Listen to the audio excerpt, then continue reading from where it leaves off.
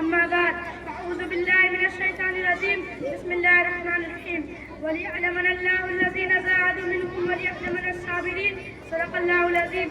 لائق احترام صدر، سامعین اکرام، معزز مہمان اعظام، فردان نصیب خواتین، ہماری ماں اور بہنیں، آج میں آپ لوگوں کے سامنے یوم جمہوریہ کے موضوع پر بیان کرنا چاہتا ہوں. آپ لوگوں سے امید ہے کہ میرا حوصلہ افزائی کریں گے. محترم ساتھیوں، جشن کا یہ دن ہندوستانیوں کو یوں ہی نہیں ملا، اس کے لیے بڑی قربانیاں دینی پڑی، لاکھوں جانوں کے نذرانے پیش کرنے پڑے ہیں، تب جا کر 26 جنوری کو جشن منانے کا یہ ساری موقع ہندوستانیوں کو نصیب ہوا ہے. انگریزوں کا پہلا قافلہ 1601 میں دورے جہانگیر میں ہندوستان آیا تھا. اس حساب سے ہندوستان سے انگریزوں کا انخلا 1947 میں 346 سال بعد ہوا. اس دوران ظلم و بربریت کی ایک طویل داستان لکھی گئی. انگریزوں نے ایسٹ انڈیا کمپنی کے ساتھ تجارت کی غرض سے ہندوستان آیا تھا. اس وقت ہندوستان میں جہانگیر بادشاہ کی حکومت تھی. یہ اکبر بادشاہ کا لڑکا تھا. اس کا اصل نام سلیم نور الدین اور لقب جہانگیر تھا. انگریزوں کو باقاعدہ تجارت کی اجازت جہانگیر کے دوسرے لڑکے شاہ خرم نے دی تھی.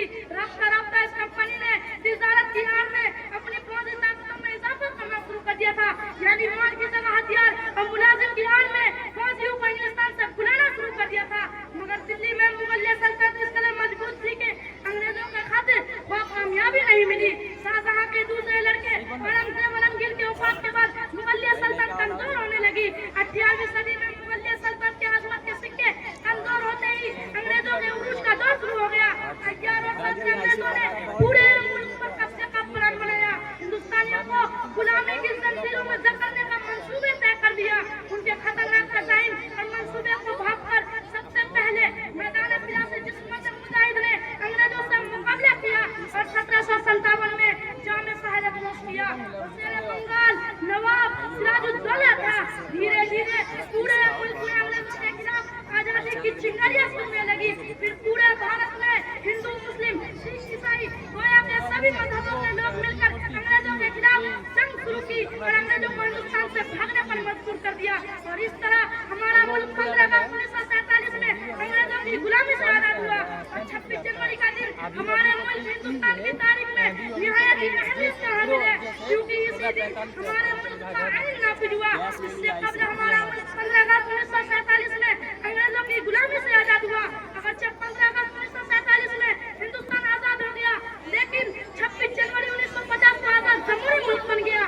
ایسا کسی دن کے لیے گاندھی جی، مولانا آزاد، جواہر لال نہرو، خان عبد الغفار خان، نیتا جی سبھاش چندر بوس جیسے عظیم رہنماؤں کی قیادت میں ہزاروں لاکھوں ہندوستانی عوام نے بلا امتیاز مذہب و ملت آزادی کا پرچم کو بلند کیا اور اپنی بے مثال قربانی اتحاد و اتفاق سے انگریزوں نے ٹکر دیا اور اسے ہندوستان چھوڑنے پر مجبور کر دیا. ہمارا ملک صوفی سنتوں اور درویشوں کا ملک ہے، جنہوں نے ہمیشہ امن و اصلی صلح اور بھائی چارہ کا پیغام دیا ہے. آج بھی ضرورت اس بات کی ہے کہ ہم اپنی سطح اور اپنی بساط کے مطابق ان آدرشوں اور اصولوں کو اپنائیں جو ہمارے بزرگوں نے ہمیں عطا کی ہے. ہندوستان دنیا کی سب سے بڑی جمہوریت ہے اور اس جمہوریت کا بنیاد رنگا رنگ تہذیب اور لمانی پر ہے. یہ مذہب ہر طبقے، ہر خطے، ہر کلچر کا ایک ایسا چشمہ ہے جس کے سوتے انسانیت کی بنیاد پر چلتے ہیں اور صدیوں سے زیر و زبر ہو کے ہندوستان کی گنگا سرنا تہذیب کو سیراب کرتے رہے ہیں. ہمیں چاہیے کہ ہم امن و اصلی، آپسی بھائی چارہ، پیار محبت اس پیغام کو گھر گھر عام کریں جو ہمارے بزرگوں سے ہمیں وراثت میں ملا ہے، جس کے امینوں اور وارث ہیں. آج کا دن ہمیں انہیں بزرگوں، عظیم رہنماؤں کے قربانیوں اور ان کے مقاصد کا یاد دلاتے ہیں. ہمارے بزرگوں نے آزادی اور جمہوریت کا جو خواب دیکھا تھا وہ سرمایہ تعبیر تو ہوا تھا. ہمارے سامنے آزادی اور قوت مساوات کا عظیم تصور کس نے عمل ہے. اس ملک کا تمام باشندوں کو یکساں طور پہ آگے بڑھ کر اس یکجہتی کا مظاہرہ کرنا چاہیے. اس موقع پر ہمیں یہ نہیں بھولنا چاہیے کہ ہمارا ملک آج گونا گو مسائل سے دو چار، یہ ہمارے لیے لمحہ فکری ہے. بلا صبح ہم نے شدید مزاحمتوں کے باوجود اپنی گنگا جمنا پاتی اور جمہوری کردار کا زبردست تحفظ کیا ہے. سائنس اور ٹیکنالوجی، حراست و مزاحمت، نقل و حمل، اطلاعاتی اور مواصلاتی ٹیکنالوجی کے شعبوں میں ہمارے ملک نے اہم کردار ادا کی ہے. لیکن ہمارے سامنے عدم مساوات، بے روزگاری، پاسماندگی اور ناخواندگی وغیرہ کا بڑی طرح ہے. اس لیے ضروری ہے کہ ہم اس دور کے تقاضوں کو دیکھیں اور ملک کی ترقی اور کامیابی کے صحیح راستوں کا تعین کریں. میرے بھائیوں، ہندوستانی شہریوں کے بنیادی حقوق پر فیصلہ کیا ہے. ہندوستانی آئین کے بنیادی حقوق یہاں تفصیل سے جانے.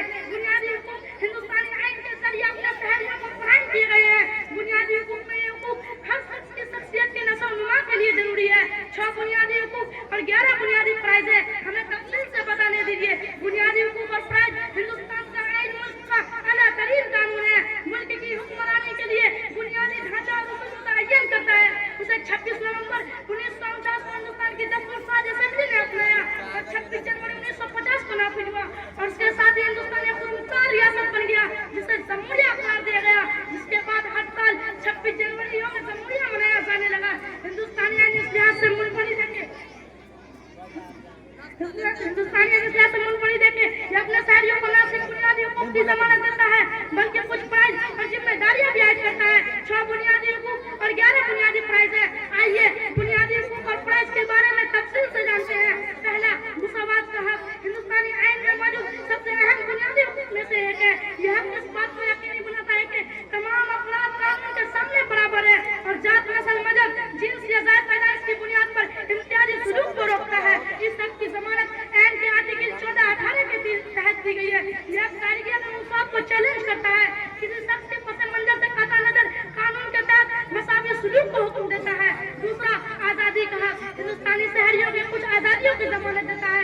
इसमें अपने आजादी की जमानत, इस्तेमाल का हक, अंजुमन के हक, नक्ल हरकत की और रिहाइश की आजादी। इस हक की जमानत ऐन के आर्टिकल 19-22 के तहत दी गई है। हक इस बात को यकीनी बनाने के लिए बुनियादी है कि सारी रियासत की सालमियत और अमन अम्मा के लिए मौकूल पाबंदियों के साथ मुतवाज़िन जिंदगी के मुख्तलिफ पहलुओं में आजादी से लुत्फ़ अंदोज हो। तीसरा, इस्तेसाल के खिलाफ स्मगलिंग से बड़ी मुशक्कत इस्तेसाल की देगर इक़साम को रोकता है।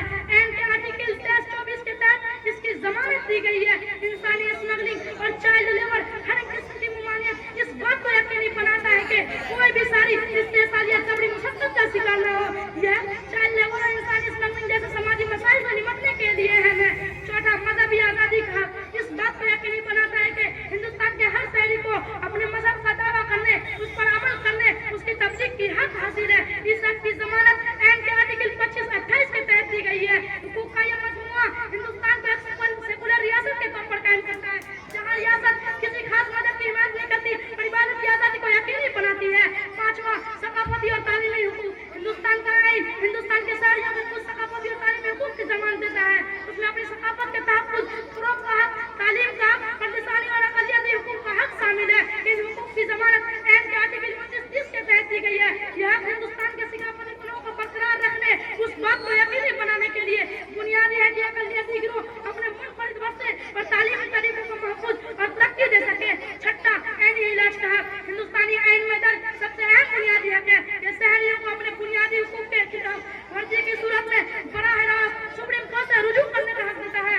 यह बुनियादी हुकूक के तहफ़्फ़ुज़ और निफाज़ को यकीनी बनाने के लिए हमें जो उन्हें न सिर्फ एलानिए बल्कि कानून की अदालत में काबिल निफाज़ भी बनाता है। मेरे भाइयों, आगे चलिए बुनियादी प्राइज के बारे में बताते हैं।